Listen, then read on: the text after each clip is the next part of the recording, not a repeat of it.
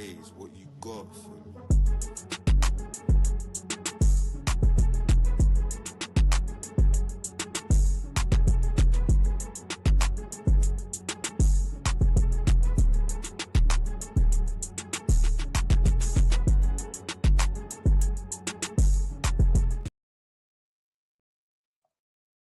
Durag Diaries, yo, what's good, people? Welcome back to the channel. Welcome back to the North Divide show. You guys know what time it is by now. My boy Hooks, your boy Jords, here to talk everything Tottenham, everything Arsenal, and a bit more football as well. Champions League previews are here because we are back.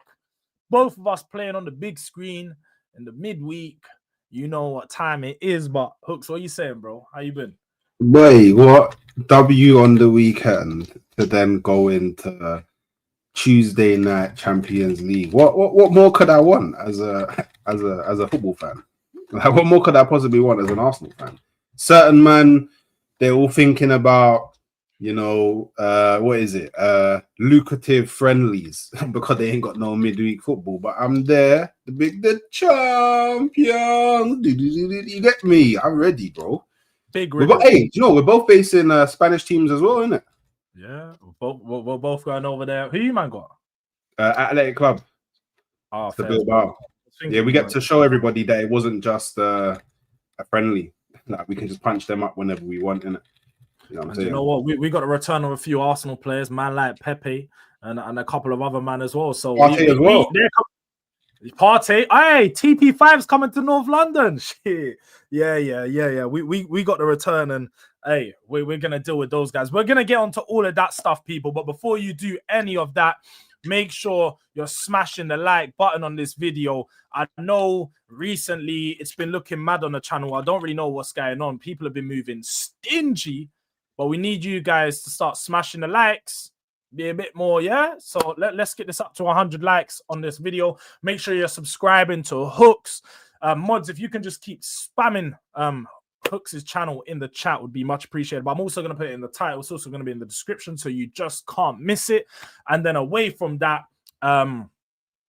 make sure... Oh, yeah, how can I forget? Memberships. You can become a member, you can become a delinquent, you can become a descendant if you just tap the link in the pinned comment. But along with that, as you can now see, this stream is now sponsored by Match Bingo. So if you want to scan that QR code above my head, use promo code DRD. You have to be 18, you have to be in the UK, but please gamble responsibly. You can just have some fun whilst the games run over the weekend and win a jackpot prize of up to £500, sometimes even more. But get involved by scanning that QR code or using the link in the pinned comment. But Hooks, let's start off. You guys, obviously, the first game of the weekend, 12:30, 3-0 licks. To be fair, we both won 3-0. So, we're the 3-0 collectors for real. How you feeling, man? Zubamendi with an absolute, you could call it a screamer, man. It was a finish. Hey, but Jords, man, he's not an upgrade on Partey, innit? He's not upgrade on Partey. That's what I tell you, man. Like I don't know. Really. Like, I was watching your match reactions on. He was doing everything he could to downplay Zubamendi's performance. He's putting at everyone else. Yeah, he was man of the match. He's going Mascara, Timber, like not Saliba, everyone else apart from Zubamendi. Talk to me about Zubamendi and how that felt. I'm gonna be receiving that apology from D come the end of the season about Zubamendi, because his agenda against Zubamendi has been absolutely insane. But this brother, I don't know how much people actually watch, the things that I say. You get me on Arsenal, innit? But the one thing I said is we're not setting up the midfield to get the most benefit out of Zubamendi. And then we do that, and literally the very first game we do that, but 2 goals. Do you know he scored 2 goals all last season for Real Sociedad? And he scored 2 goals for Arsenal in one game. Outside the box. He's never scored a header before as well. No, he's not. He scored 2. I think he scored 2 or 3 headers in his. I think it's 3 headers in his career, or this might have been his 3rd header in his career. But they're few and far between, innit? But yeah. I think he's actually never scored a goal from outside the box like that. Yeah, bro. you know what? Yeah, North Divide's going to be a bit different this season, innit? Because both of us are doing bits, so there's not really much for us to war about. But like, brother, bro, I've already said it. I'm winning the league. Do you know what? I might even take it a step further. Wow. I might even take it a step further. I'm winning the Champions League. How about that? Yeah, because my team is definitely built to win cup competitions. Definitely built. Like I have. What is there that I don't have? What is the big up Godfrey? What is there that I don't have? Do you know them ones where it's like, you know, you look after your girl properly in it, and it's like there's nothing that she wants, so it's like you don't really have to go shopping because you got everything that she needs already. That's what it's like, bro. I got everything. Like Arsenal got everything we need, bro. Do you get? Man are telling me, and I think you was on this same ship as well. Oh, there's not a left winger. Oh, there's not a left winger. By the way, I told people exactly how it would go at left wing for Eze, and literally everything I said is what happened. Let's be honest, though. Let's be honest, yeah. And for one, I don't think this game's a good barometer because although he was playing left wing, it wasn't like he was hugging the touchline and doing constant run at his man. He was sort of being found inside quite a lot of times. And then when he was found on the touchline, we have to be honest, man. Nottingham Forest not a good barometer. That was you had Nico Williams playing on the right back when he's a left back, and they're not good. And I know people are talking about Madueke cooking Savona Amarato, but again, these guys are dead. They're dead fullbacks. So like, George, let's not do this. No, I hear it. George, let's not do this. But for one, Madueke was doing this all last season, and two, Eze should cook. He should cook Williams, Nico Williams. He's playing on the wrong side. But you said it. You literally just said it. Yeah, he wasn't really doing the touchline thing. Yeah, you said that. Yeah, and more often than not, he was coming inside and trying to cut in and moving into central zones, which you just said no. That's exactly why I said he can play left wing for Arsenal, because that's how our left wing will operate when he plays there. Now, don't get me wrong. Obviously, did you watch the game? Yeah. All right, cool. So you see Calafiori, yeah? You see he was holding width. Like a lot of the time he was holding width, which allowed Eze to come into more central zones. There was also times where for some reason he went to right centre mid. I don't know why, but this brother, he's chaos. He's got freedom to go everywhere on the pitch. Yeah. This is the difference between Martinelli and Eze, yeah, and why Eze on the left wing works, yeah. Eze's IQ is insane.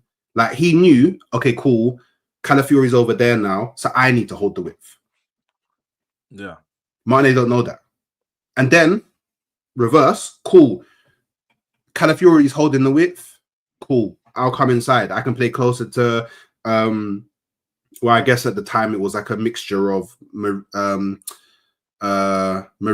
and Wanyeri, or I can come closer to Gyökeres and play in more central areas and link up. Like he understands.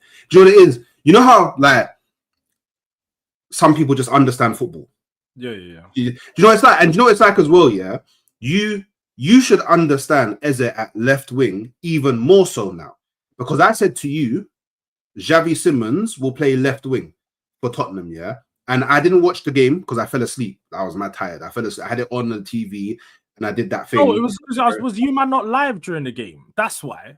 You man were live during the Tottenham game. No. During it was. Yeah. But afterwards, I saw because I come in the chat and I was like, I can't believe the man were live during my game. They didn't fall asleep, man. They were. No. I fell asleep. No, do you know why? Do you know why? Because I did that thing, yeah, where I forget my age in it, and I thought I could lie in my bed and watch the game on the TV. And literally, I fell asleep in it. And I woke up and it was like 2-0. I was like, oh, okay, say no more in it. But Xavi, I can only imagine, and correct me if I'm wrong, Xavi Simons was started on the left wing, but actually in the game, he was coming into central zones and effectively working as a 10 anyway, because you would, I think it Spence started, but you would have had the doggy play there as well. Obviously, your doggy is providing the width, so Xavi Simons doesn't need to stay hugged to the touchline, which allows him to operate as a 10 without actually being a 10. And you find this is usually what happens when teams set up in 4-3-3. That's just usually I agree.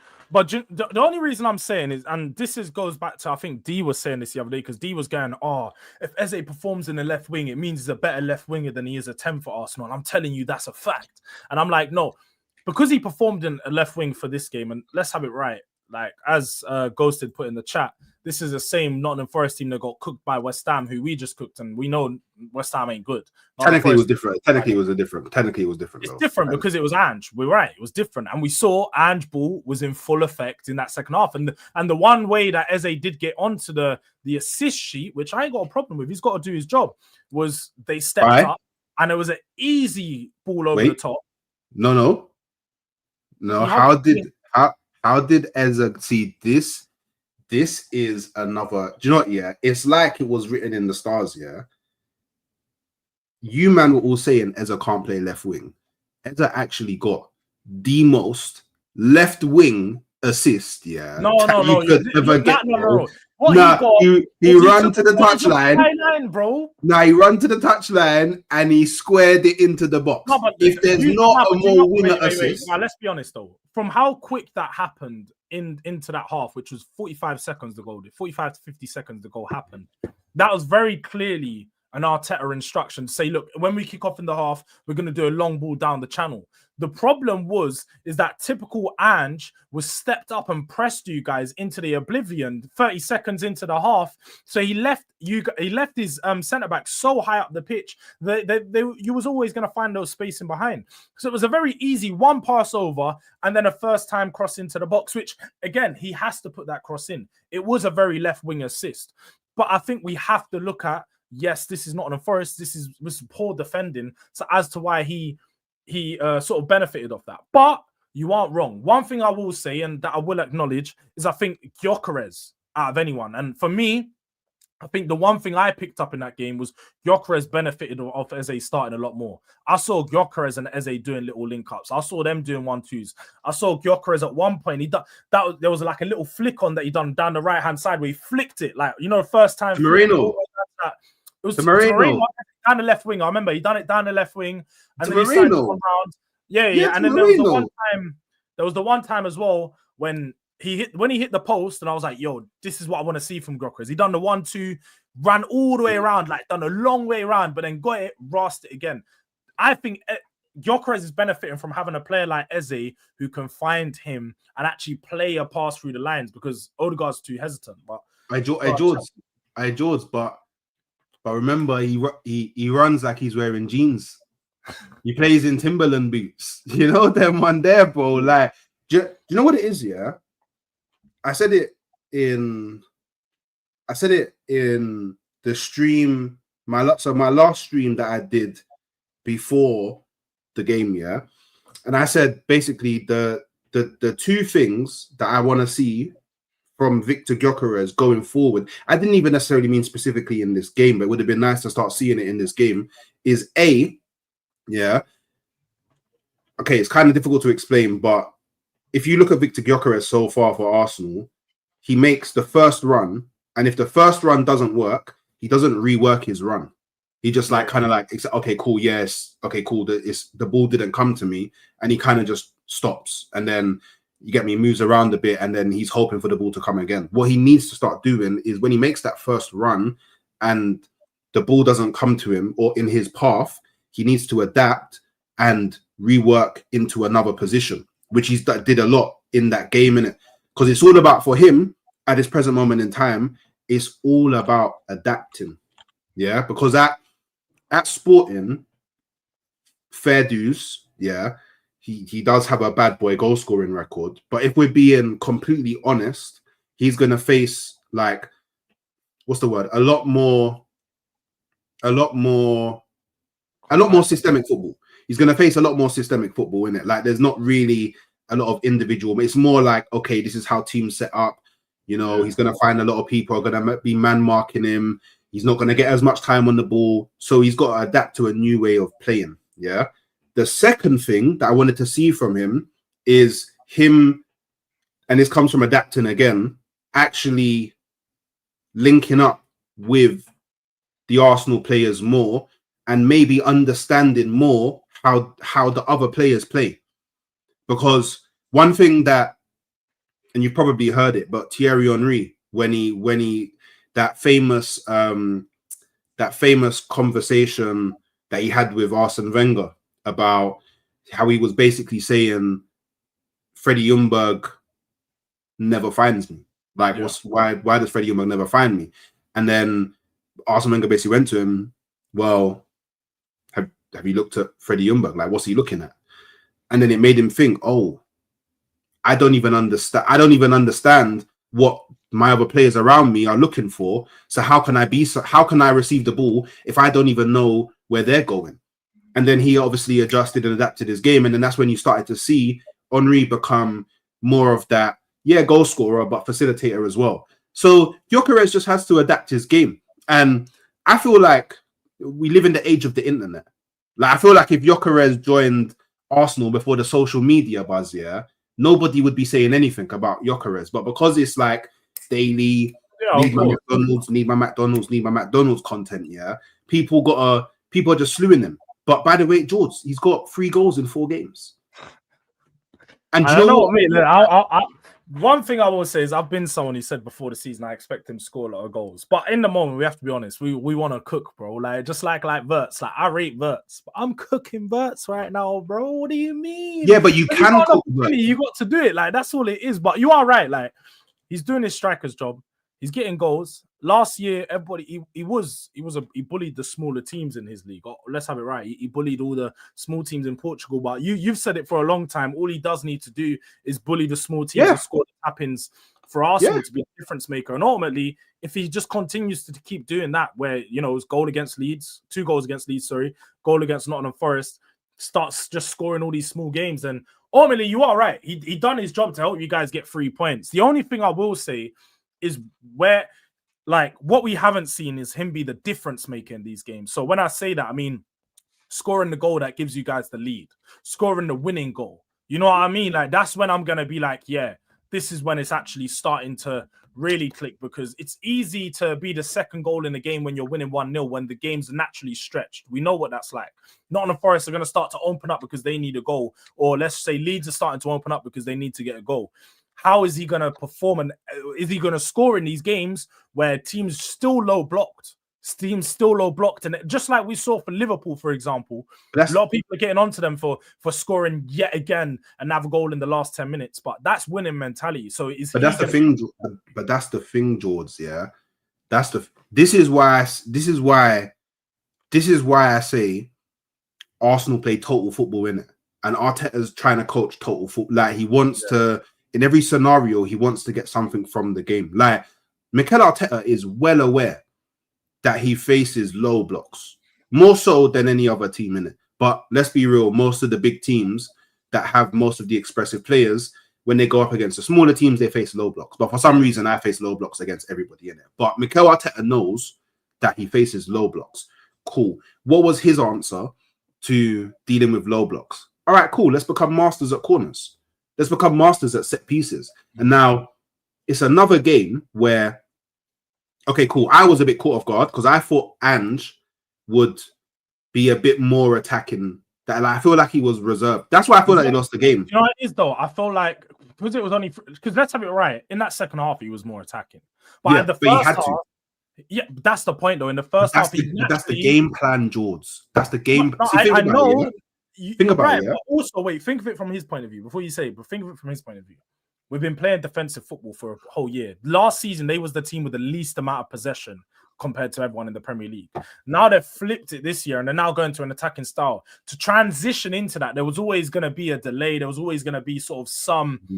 He's got to implement that style. For Spurs, he had a whole preseason. He only had 3 days in training. We didn't expect to see the full high line for life and football, but we expected to see a variation of it. And that's what I think we saw in the second half. In the first half, still a bit defensive. They tried to break through, but let's have it right, though. You mentioned it a bit earlier, Calafiori. As much as I think Calafiori had a good game, he also got caught out a few times. He also got caught out a few times. Amazing game. And if Dan Ndoye was a bit more better with his final ball, he did get past him a few times. And I think he's the difference maker. He's the difference maker. Calafiori is the difference. I swear down, I'm gonna die on this sword. Yeah, he's the difference maker, bro. Because cool. we can all right. I think it's very easy to look at it from that angle, and you can look at it from that angle. Yeah, there's a few times going the other way. He got caught out. He got cooked. Yada yada yada. Obviously, against the teams with the I guess. Don't get me wrong. Dan Andoy he's a very good winger, but the next level of wingers, teams have the next level of wingers. Kudus. Yeah. Even though Kudus has been quiet, but I hear what you're saying. So it's like, games. That's okay, cool. I didn't watch it. All right, cool. I leave it to you in it. But like when he goes up against that next class of winger, it may cause us more problems. But I'll be fair. I'll be real. He dealt with Salah pretty well. In all fairness, like we dealt with Salah pretty. And this is the thing. People always, like, in all fairness to rivals, the one thing rivals do is they big up Arsenal's defensive structure in it.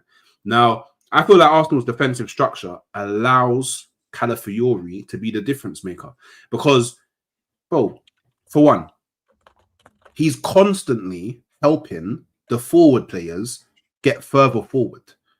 How does he do this? Maintaining width on the left-hand side. So Eza can move further forward and be closer to Gyökeres. How else does he do this? He moves to right centre mid. By the way, that one absolutely spun me. He moved to right centre mid, which then created a double pivot with him and Zubamendi, and it allowed Nwaneri and Moreno to play further up the field. He is constantly becoming the extra body around the pitch to allow other players to move further forward. Like he's the perfect player for Arteta. He is actually Arteta's perfect player. Like him, he is Arteta's, and you know why? Because he's a madman. Who else is a madman? Arteta. That's just what it is. It's two cycles, one on the byline and one on the touchline and one on the field. Like this, do you know how crazy this guy is, bro? I know you say Dan Andoy made it a bit tricky sometimes, but I think he locked him up for the majority of the game. Nah, you can't say that. And wait, he beat him a couple of times. You can't say locked up. Do you know why he locked him up? Because Dan Andoy ran over to the left wing. Yeah. By the way, Calafiori said safe. He followed him all the way from left back over to the. But then he went back to the right hand side. He went back. That was in the first half. He went to the left. But he was, bro. He chilled. Oh, like who takes man marking that serious? Like, bro, that serious. Like, most men are like, okay, cool, he's gone over there. There's going to be players over there that can handle it. He said, no, I'm going with you and I'm going to limit any space that you hope to have got over there. Because now you're not just dealing with Timber, you're dealing with me as well. But this guy he's a difference maker. Like, the way he plays, hey, Jords, I promise you, if you don't see a player like this end up in a lot of like the top 6 teams going forward, you've lost your mind. I can see Frank getting one. It doesn't necessarily need to be a left back, but it could be a right back. Someone who basically like that. Anyway, yeah, I get what you mean. Like he's so nang. And you know what? Yeah, so many Arsenal fans cuss him, and I don't understand why. Because not everybody is going to be 10-10 at defending in all scenarios. It just doesn't exist. Okay, cool. Maybe minus the likes of Van Dijk. But even with Van Dijk, there's some times where it's like, in the past, like, don't know what you're quite doing there, Van Dijk. But outside of Van Dijk, who else is as consistent with being cold, going the other way? There's not really much people. So, hey man, do you know what? I'm flying the flag for Calafiori because Calafiori, Ricardo, if you ever see this, I see what you're doing on the pitch. And I'm for it. You get me? I never knew Ange could have a man so gassed. You know what I mean? Like, Hooks is really sounding like he's a couple weeks away from a league win already. For real. Like, look, I Jords though, man. Let's aspect. No, I rate what you man done, but you are gassing every single aspect up about your team right now. I didn't hear. No, I'm not. And I'm not saying you should be negative at any point. But there is points where you be like, do you know what? I feel like we could have worked on this week. There's been none of that, and I ain't hurt. But I ain't saying you're wrong for doing that. You should feel how you feel. No, do you know why? You feel good.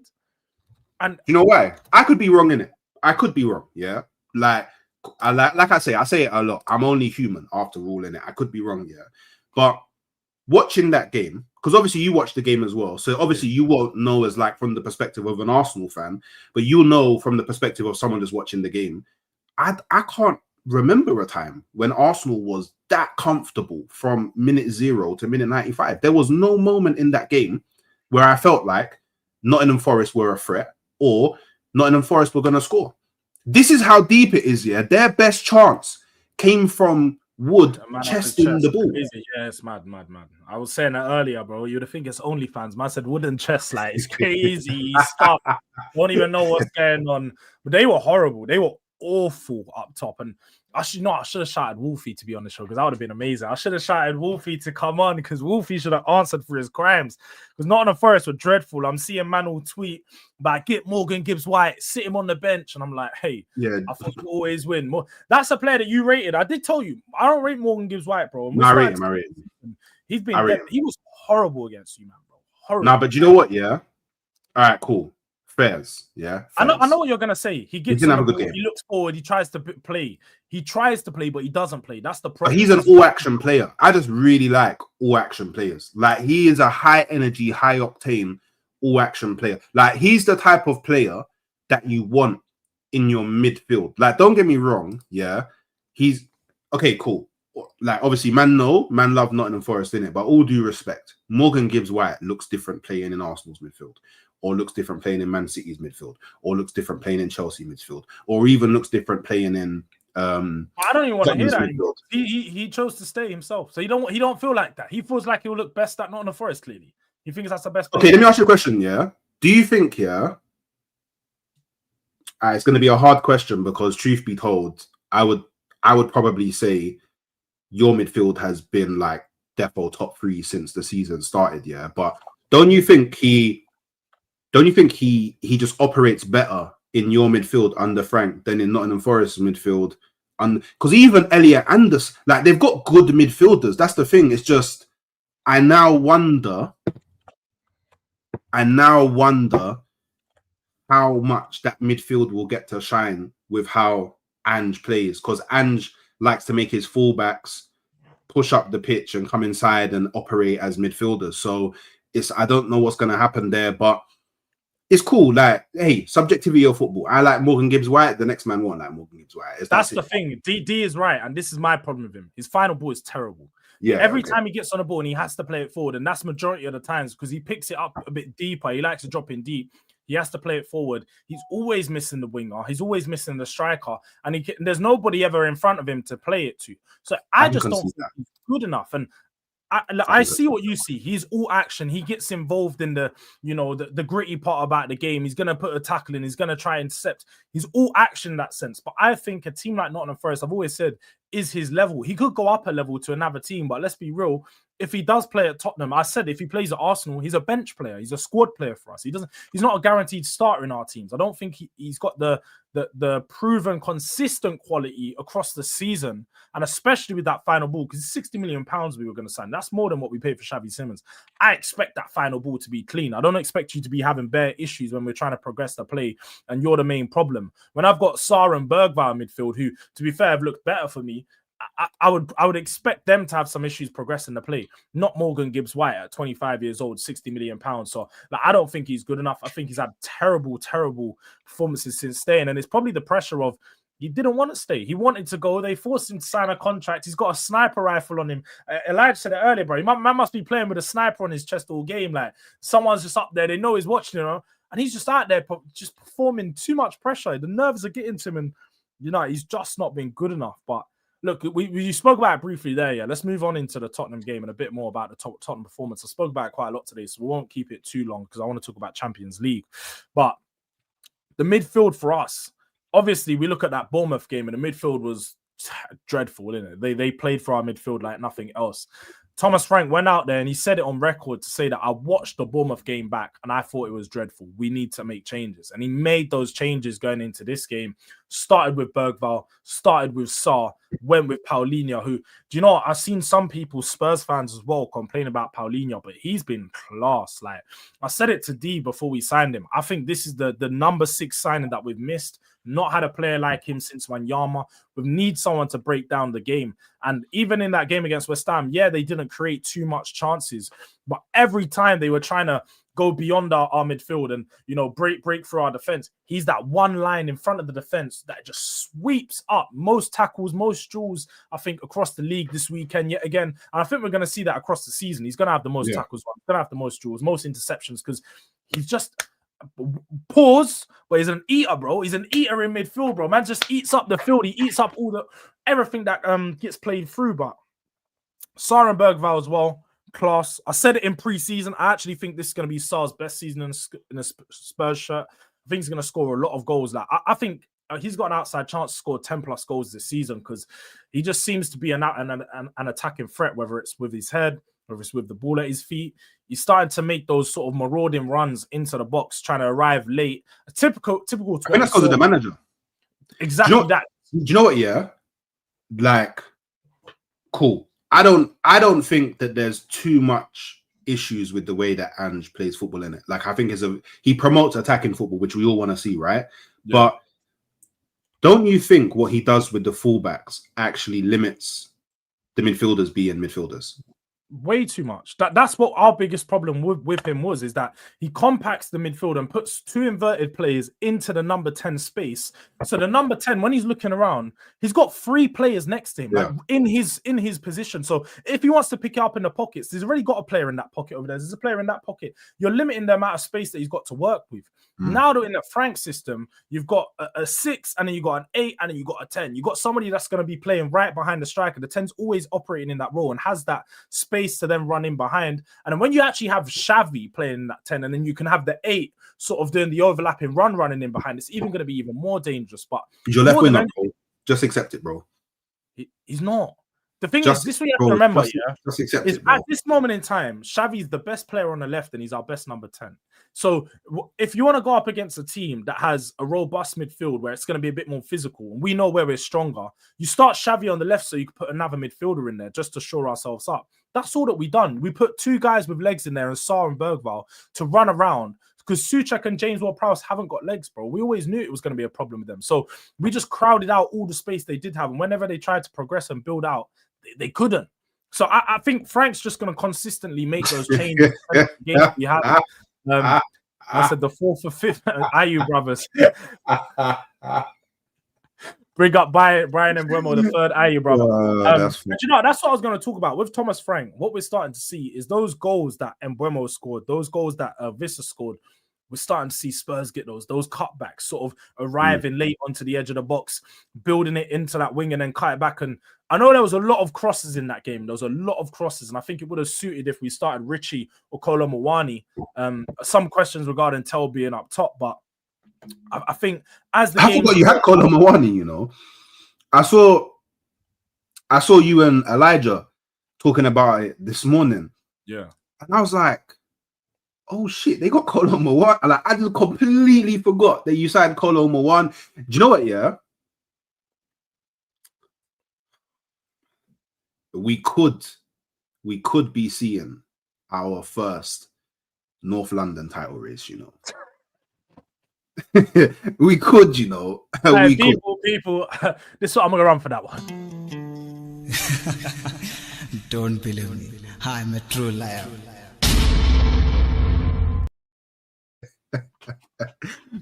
We could, you know, we could. Like, don't believe looks, bro.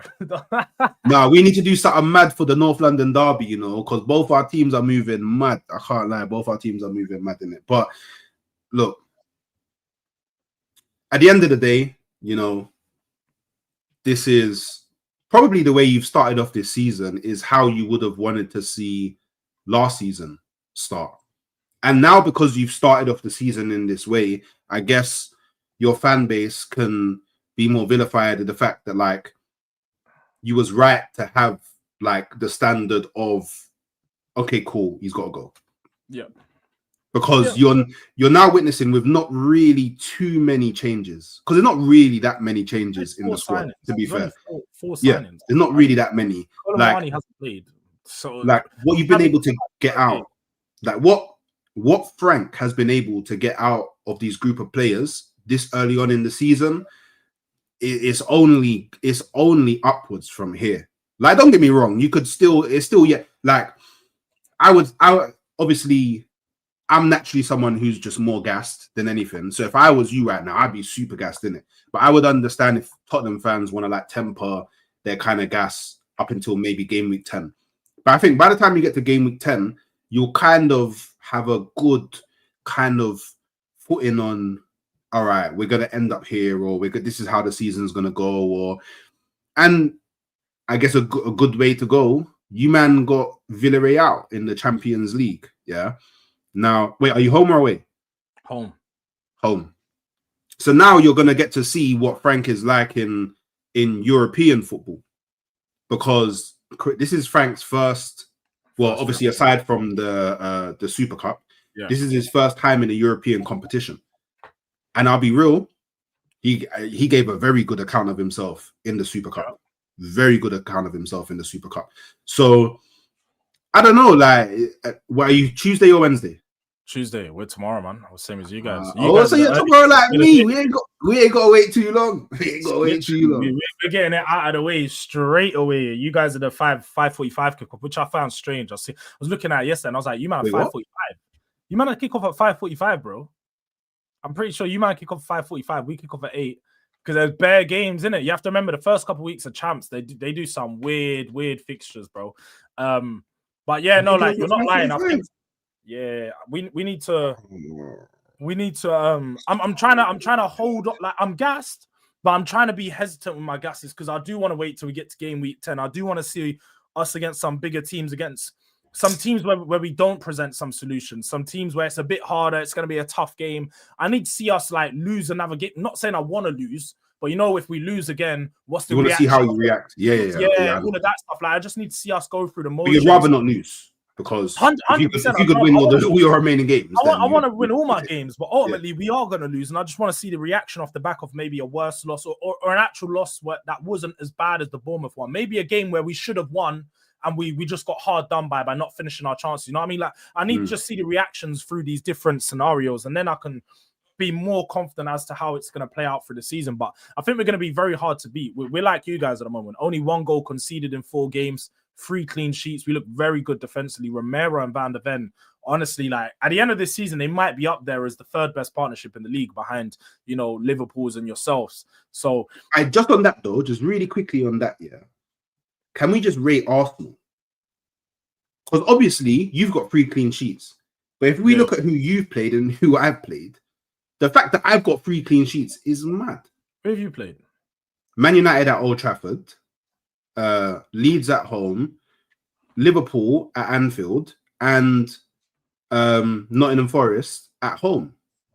Those are okay, barring the Leeds game, which before the season I said that Leeds game is the game I'm looking at for us to. But that's very to build up confidence. What do you mean? You versus Liverpool, we face City. You versus Man United, we face West Ham. They're pretty much similar levels. I mean, we could really compare. I know Man United are in the doldrums. Let me just say this. It's a London derby. Maybe not for you guys, but we haven't won at London Stadium since 2019. It's been quite like 5 years, bro. Oh, wow. And Thomas Frank never been part. So that was a big win and a clean sheet for us. And then Burnley's Burnley, cool. Just like you man beat Leeds, we beat Burnley, and then we lost against Bournemouth. So, actually, you man, yeah. So I don't know. I think you man only concede 1 goal, and it was a wonder free kick at Anfield is mad. 100%. No, it is. And we should have conceded more. But that's one thing. Vicario's been class. Vicario's been quickly one of the best goalkeepers in the league this season. He's been cold. Need to see him better with his feet out, playing out from the back. But we're not going to make that to be a big thing. But let's talk about. What's your thoughts? I want to talk about on some of these other teams that played this weekend because, Man United, bro. Man United. Yeah, they're done. They're finished. They're done. They're done. Honestly, where do you think they're going to finish? Because I'm being honest. Finish 13th. I changed my predictions. 13th. Yeah, 13th. See, and at the moment, my predictions video. Let me see what I predicted these, man. Because I think I had them higher, man. I'm still deluded to think that I gave up on Man the. United, Yeah, but I gave. not good, bro. I don't know why I keep thinking that. But it's awful, bro. Like it's actually it's just awful. Like, do you know what? Yeah, I'd even go as far to say, you see that Manchester United that we both grew up on. I don't think it's ever coming back. You know. Sure. I don't think it's ever coming back. Like, you know what Potts said? Hey, Potts was like, bro, I don't think they're winning the league before I retire. I was like, dog, that's another 30 years. He thinks they're gonna like a 30-year drop, bro. Like, these guys. Yeah, I don't see where, because do you know what's crazy? Yeah, like it's not like back then when it was like Arsenal or Man United or Chelsea. Like there's multiple teams that are strengthening and really trying to push to challenge for the league at the same time. Like there's way too many strong teams in the Premier League now. Like, and it's so easy to fall by the wayside. Way too easy to fall by the wayside. So easy to fall by the wayside. So, like, look, Man United, dead food. I don't even think we need to waste any time on them. Now, at some point, and I'm having this conversation with Cal on Thursday and Roms on Thursday. Yeah, bro, Liverpool, brother, I'm not buying into the gas that everybody's giving them because, by the way, another game that they should have dropped points. Another game. Another game. Wirtz has done. Wirtz has done nothing. We need to be honest. Because we need to be honest. Because this is what I knew Arsenal fans were going to do. I've already seen it from a gal, and I was having people at me and go, "Oh, they're winning all their games by set pieces," which is just bullshit for one. Yeah, but what this is shown. Let's have it right. Yeah, because if this was Arsenal, don't do it. Let me just say this. Do it. I'm not going into the Arsenal Arteta. I want to talk about what they've done. I'm talking about what they've done solely. Don't say it. Remember, D said, man, were talking about how it's going to take longer for their players to gel. A lot of people are talking about 6 new signings. They need to gel. It's going to be tough. So whilst they're gelling, let's have it right, because they are still gelling. I don't think Wirtz has had a good performance. Man, like 004, 3 more games, he's going to be 007. Man, their name's Florian Wirtz. You know what I mean? Yeah, Florian Bond. Isaac didn't play that game, so he'll be back in a week or two, and we already know that's another stepping stone, another lever, another lever to unlock and make their team even better. But let's have it right. During all of this that's been going on, with all these fluidity, still getting used to each other, they're managing to get out wins. They're getting goal scorers from like a banger like Szoboszlai. They get a penalty. They get Rio Nguma last minute goal. They get the goals against Bournemouth where they just create. You know yourself, Hooks, and don't even lie. Now wait. When you was watching that game yesterday, did you not always feel like a goal was coming? Tell the truth now. Tell the truth. Do you know what? I'll tell you when I knew the goal was coming. When Ugochukwu got sent off. Yeah. Do you know why? And do you know why? Yeah, I don't care what anyone says. Yeah, bro. The referee saw that tackle. Yeah, and the referee went, "I've got it. I've got my way of helping Liverpool win the game, and nobody will bat an eyelid." He saw it because he didn't have to give him the yellow there because he wasn't even that late. I've seen those fouls not be given as a yellow. I see it, and I did agree. I was like, it's a yellow, probably a harsh one, but when you're already, now let's be honest though, when you're already on a yellow, it's tough to not give that as another yellow. No, he saw it. He saw it, bro. He was waiting the whole, how can I help Liverpool? How can I help Liverpool? How can I help? Oh, thank you, Leslie. But no one's going to question it. Thank you, ultimately, Leslie. It was a handball that helps Liverpool, bro. And you can't even complain about the handball because it was a No, you can't complain about the handball. You can't. It's just annoying that it happened. I agree with you. It is because they don't score. They don't. Honestly, Jords. Like honestly, like look. All I'm saying is I don't want people to give these kind of excuses to Liverpool because when it's other teams, people don't go. Like for example, I went to Old Trafford. Yeah, everyone tells me I played shit and I grinded out a victory. But nobody says, "Oh, that's a sign of champions." No. Actually, a lot of people were saying. A lot of people said the fact that Arsenal could get a victory at Old Trafford in a game that they was not expected to win was a massive confidence booster for the team. Because even though you guys didn't play good, you still walked away with the 3 points, and the 3 points is the most important thing, especially at the first game of the season. Do you think this is sustainable? Do you think what Liverpool's doing is sustainable? No, I think it's sustainable because I actually think they're going to get better. I think they've not been playing that good. They got Everton next, you know. Yeah, but you're right. They've not been playing that good. But at the same time, they're going to keep going levels up. We still need to wait to see Vert step into his feet and really start to play some good football, which is going to come sooner or later. Whether I want to cook him or not, he's going to get good sooner or later.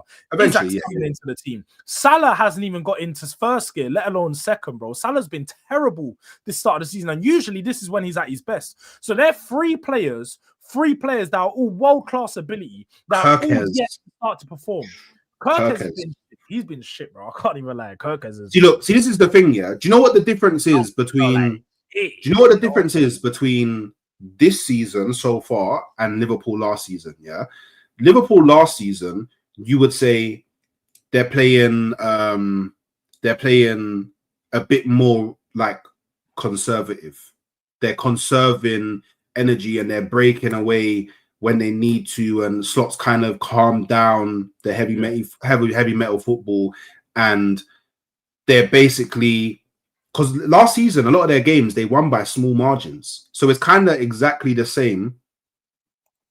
Crazy. So it's kind of the same as what it is now, except from now it's small margins because they're playing bad. And by the way, I'm not making excuses for Arsenal not winning the title because Arsenal's winning the title. So I don't need to worry about it. Like, do you get me? I'm so confident that Arsenal's winning the league you get me? I need people to remember, if I beat Man City and Newcastle, I survived hell. I came out of hell with 15 out of 18 points. And I'm sorry, that's mad. Yeah. So Liverpool, do you know what's happening? This is what's happening with Liverpool, yeah? Aside from the Arsenal game, where it was a wonder free kick, because we all saw Szoboszlai take arguably an easier free kick in the game against Burnley, and it went over the bar. Do you know why? Because he ain't got the Super Saiyan thing running, because he's not facing Arsenal. They're just, everybody goes Super Saiyan when they face Arsenal, but you don't face Arsenal 38 times in a season. So obviously we're not going to see them things in it, but they're not playing to the level of what they're capable of. And yes, they will improve. Yeah, they will improve. But at what point? Because nobody can tell me for certain, are they going to improve in the next game? Nobody knows. So what you're saying is you think these performances aren't sustainable, and that you think there's going to be a drop-off real soon and teams are going to take advantage of them not playing good? I think the better teams, because I'll even exclude the Merseyside derby because it's a derby in it, so you never know what can happen. But when they go up against the Tottenhams, when they go up against the Man Cities, when they go up against they already beat Bournemouth, the Palaces, yeah. When they go up against teams that have players that in moments can kill you, Burnley don't have that. When they have players that in moments can kill you, they will kill them. And the reason why they will kill them is that they have the quality to get back into the game. And that's what you're trying to deny. They do. No, I'm not denying that. I'm not denying that. They do. And look, I think when Isak gets dropped in, I don't know if he'll bang immediately, but when he warms up after 4 or 5 games, I think he's going to be on fire and flames. But when does he get introduced? And how long? Because the thing is, yeah, cool. We all know that he's not the Wirtz right now that a lot of people thought that he would be, yeah? So when you drop Isak in there, Wirtz is one of the players that has to provide for Isak. But if Wirtz isn't providing because he's not playing well, how does that impact Isak? Do you know what it is though? I feel like at this moment in time, Slot's continuing with Wirtz off the back of, do you know what? Wirtz, we've just brought him in. We need to build his confidence. Let's just keep playing him. Let's just keep playing him. Keep playing him through. At one point, if he doesn't continue to start picking up these performances, there's going to be a time when he gets dropped. And either McAllister goes into that role, Szoboszlai goes back into that role. Maybe even Rio comes in and they shuffle a few players around.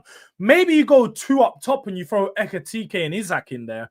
And then you've got now even more, a bit more chaos up there. You go like a 4-2-4. I don't see it happening, but just the fact that they have the options. My thing always has been is that although they're not playing good, Liverpool don't need to play good. Liverpool's point is that they have the best attack in the league. They can outscore any team in the league. So there's going to be points when they're not scoring goals, but they're able to just get one. They're able to just get two. They're able to get that final goal to get over the line. That's my worry. Even when I play Liverpool, I've seen it. So Luke, you know what I'm talking about. Remember when Richarlison flicks it in 93rd minute, bang. Yeah, we thought that we'd come back. We thought that 3-1 down, 3-3. We're here, we're alive. And then yet again, Jota, rest in peace to my bro, but 95th minute they get the goal. It's the fact that Liverpool are always inevitable. This last goal is always inevitable. A referee decision going their way is always inevitable. So you shouldn't be surprised when they get that penalty. You shouldn't be surprised when Burnley get that red card because it's always going to happen. So look, I totally understand why Hooks turned off the cam.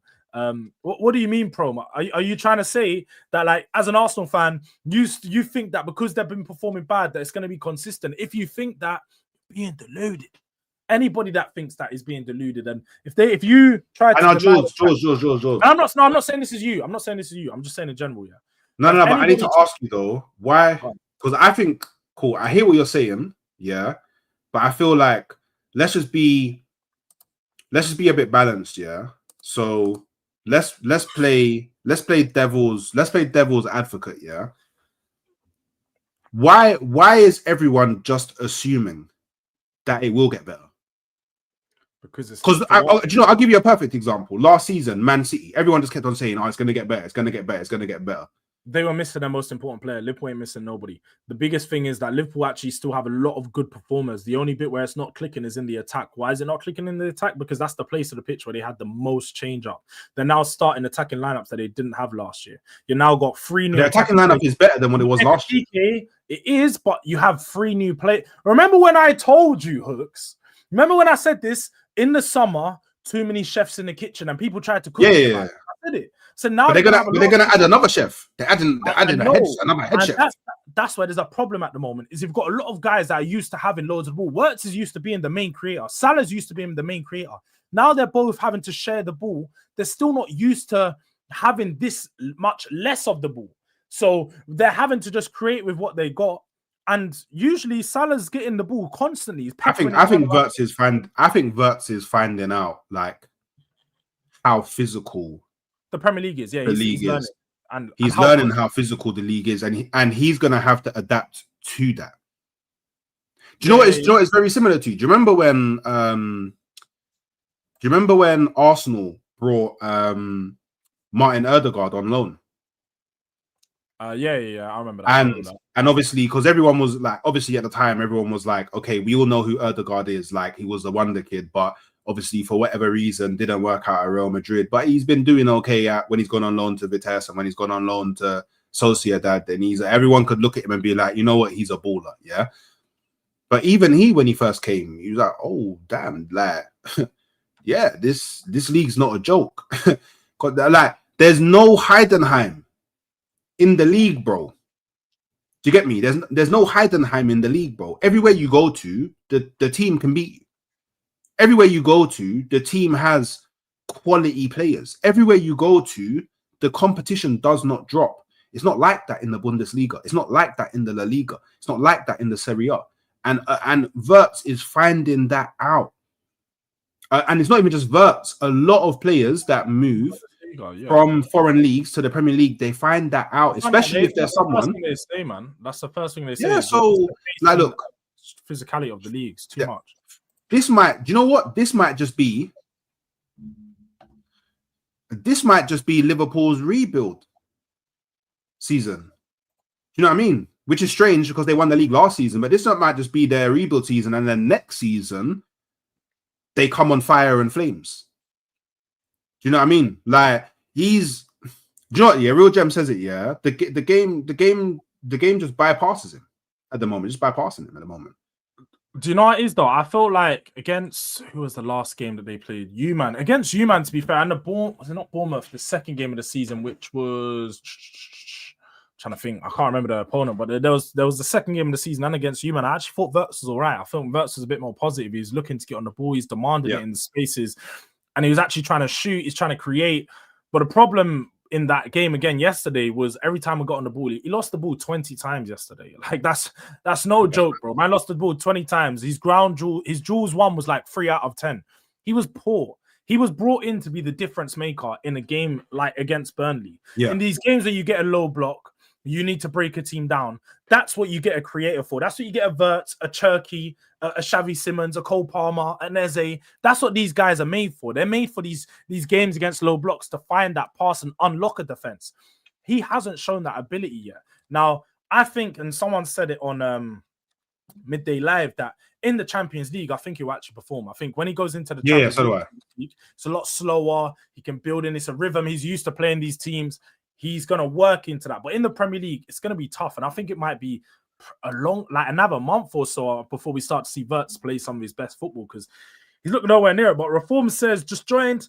Very much disagree with the analysis on Wirtz. No one is making runs in behind. In my opinion, Ekitike and Wirtz are on the same wavelength, but Gakpo and Salah are on a different wavelength. And you're probably right with that. Yeah. And Gakpo and Salah both have they fight for goals, bro. I feel like every time Gakpo's on a ball, he just cuts in and shoots. Like he's a very simple player. You know what you're going to get from him. Salah a bit more tricky, but Salah wants that ball in the final third and he wants to score. So ultimately, when he's looking to try and beat his man and shoot, it's probably a case of beat your man and lay it off to Ekitike and Wirtz. Get that edge of the box. In all fairness, though, when Frimpong came on, they looked a lot more exciting. They did look a lot more energetic when Frimpong came on. But do you know what? Look,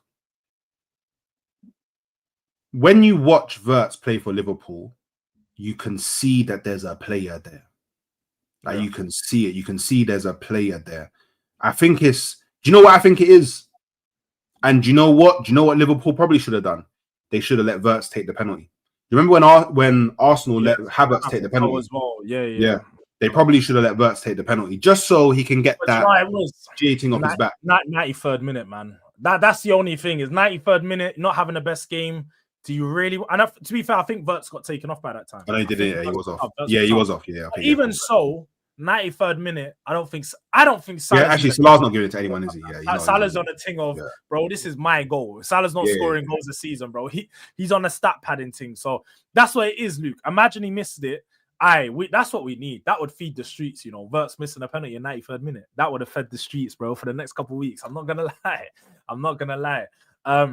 But let's quickly talk about Champions League games, innit? We both got both these games coming up. How are you feeling for the Bilbao game tomorrow? What are you saying? Confident, man. Like for me, it's more about just being able to watch Champions League football again. I'll be real. Like in terms of like the game, I don't think it's going to be that difficult. I'm not really worried about. I'm not worried about them offensively. Like, I know they got the Williams brothers, but Nico is hot and cold. Like, he's very hot and cold. You never know which Nico you're gonna get. Yeah, he is. And I'll be real. Like, defense is my strong point. And do you know what it is as well? Like, this is what people don't understand when it comes to European football for Arsenal. It's the very few games I'll play in the season where I know I'm not going to face a low block. I know for a fact I'm not going to face a low block. Right. Because that's not like in the Champions League, teams don't play to your strengths, they play to their strengths. However, I wouldn't be surprised if Arsenal was the first team to face a low block in Europe, but I just can't foresee it happening. Like I feel like at Bilbao's ground as well, I feel like they're gonna wanna play. They're gonna wanna win at their ground. And when you come out and play against Arsenal, you find out how long it is. You really do find out how long it is. So I'm very confident. I'm very confident in that game. And this is true. Bilbao usually do lose to English teams. Sorry. Man United beat them last year. Was it? Man United battered them up. If you can't beat a team that Man United smacked up, and bro, we beat them in pre-season. 3-0, I believe, in pre-season. So someone did say that in my chat. Anyway, you already had a friendly against them. Yeah, man, it's like I don't know. Truth be told, I think the trickier. The better question is then: does Eze start in the 10 for this game? Because I know he's been playing left. No, but I don't know with it being low opposite. Because I'm thinking low opposition. He's my left winger. He's my left winger. So what you going? If anything, I'd like to see Dowman starting the 10. I'll be real. Like, show me some Dowman, bro. But I'll be real. If Odegaard can't play, just let Nwaneri play there. Like, I feel like he's done enough to like warrant the trust. Yeah. Like, I feel like just start him there. Like, the only thing that I can see, and I'm going to talk about it when I do my stream afterwards, but I wouldn't be surprised if you see a midfield of Moreno, Zubamendi, and Nwaneri. I wouldn't be surprised if you see Rice on the bench again. I don't think he benches Rice 2 games in a row. That's the thing. I think personally, I would bench Zubamendi and then go Rice, Moreno. No, like if you're not going to bench Rice for Moreno, then you might as well just play Rice and Zubamendi. But for me, I personally, thinking about it, I would give Rice more rest. I don't need Rice to play against Bilbao. I'd rather rest Rice for the Man City game, personally. I hear you. I mean, it's a big game on the weekend that you guys have to worry about, I suppose, isn't it? Like, you always got to keep that one in mind. Man City on the weekend is going to be tough. It's at home, innit? At the Emirates this one. Emirates. We know that you guys have been waiting for that return at the Emirates. I think this is going to be a good one, especially off the back of them winning 3-0. But no, you are right. I think I expect to see you guys trample all over this Atletico Bilbao team. You have to remember as well, goal difference means a lot in these games. So I don't think it's the case of ever going weaker. You have to try to score goals. You have to try to get rid of these teams, especially early in this season of the Champions League as well, because there's always a lot of changes towards the end of January. Some teams sort of pick up. We saw PSG lost the first couple games and then picked up and just went on a run. So yeah, you have to get the points nice and early. For us, return to the Champions League, I think it's going to be a difficult game. I'm not going to lie. I'm not going to sit here and just rub out Villarreal. I don't think they're a good team particularly, but got some good experienced players in there. Some players that could cause us problems, especially Nicolas Pepe. I'm looking for Jed Spence to expand the penitentiary. But I don't know if you've been seeing, have you been seeing Jed Spence posts? He's been killing me, bro. He's been killing. He struggled against Bournemouth, though. He couldn't knock up that Bournemouth brother. It's fine, though, because Jared Bowen got added to the penitentiary, bro. I know you see his Instagram post. Man got a picture of a guy in a headlock. He's crazy, bro. It's crazy. He's actually going mad. Like, he's on a full-time trolling thing. But I think he went easy, though. Pepe is going to be a tough one. It's going to be a tough one. He won't. You'll win the game comfortably. Win the game, I just mean that 1v1 battle, but we should. They do play with like a 4-4-2, though. So it's one of those ones. It could be. I can do the watch along. I wasn't gonna, but I done a vote this morning. It was like at 50 votes, 48 people. No, you should definitely do the watch along, because if the Arsenal game's at 5:45, that means that it will finish 7:30 ish. Yeah, me and D will go live for our reaction, and we can just redirect to you for your watch along, innit? Yeah, man. I think I'll probably be live. I'm probably going to be live for that game. As much as even if I don't want to be, I'm definitely going to have to. You did the European watch-alongs last. That was kind of your thing, innit? Like, that's European games, because Premier League games, is when you know yourself, the watch-along space is just so saturated. So compact. We're saturated, man. Like, there's so many people going on. But I think Champions League, I'm going to do it. For any games that I don't go to, I could have went tomorrow, but it's just too much to sort out. So I was like, nah. But yeah, man, look. I think Spurs are going to walk away with a win in Champions League this week. Oh, Hooks has got Arsenal walking away with a Champions League win this week. For all you Man United fans inside, salty ones at that, no Champions League for you. But hey, you can watch a London thrive, because you got most of London. I bear hate alongs. They get to do more hate alongs, isn't it? Do you know? I don't even want them doing that. I told Saeed he should be banned from watching Spurs in the Champions League this year. Like, from us smacked you up so many times, we definitely can't see you doing no hate alongs. But look, people, it's been another good show, another good North Divide. The likes have been dreadful, but look, I ain't gonna be on the likes too tough, because you guys have been moving mad. Oh, not just today. It's been recently. I feel like since the transfer window closed, everybody's just depressed. So nobody wants to smash a like on the stream, because transfer window, man was getting 100 likes in 40 minutes. Now, I can't even get 100 in a whole hour and 5-10 minute stream, and can't even get 50. I can't even get a 50 piece to start. But look, people, make sure on your way out you smash the likes. I'm going to be transferring, or redirecting, I should say, over to Hooks, who's going to be doing a bit more of an in-depth preview of this Atletico Bilbao game. Make sure you're subscribing to Hooks when you go over there. Drop a DRD raid, even though you're coming over from here, but just let his chat know. You can also hit the link in the title and in the description to subscribe to him if you're not going to be going over there. But you got anyone joining you for that stream? Is it just you? No, just me, man. As far as I'm aware, unless someone asks for the link when I'm on there. But as far as I'm aware, it's just me. It's going to preview the Arsenal Bilbao game. Well, look at that, people. Make sure you guys go over there. Redirect is already set up. Let me just make sure it is there. You guys are going to be going over to Hooks right now. Atletico Bilbao game preview. And look, people, until next time, we'll be back 8 p.m. Boardroom Talks, Spurs therapy session. Join us, man. Peace out.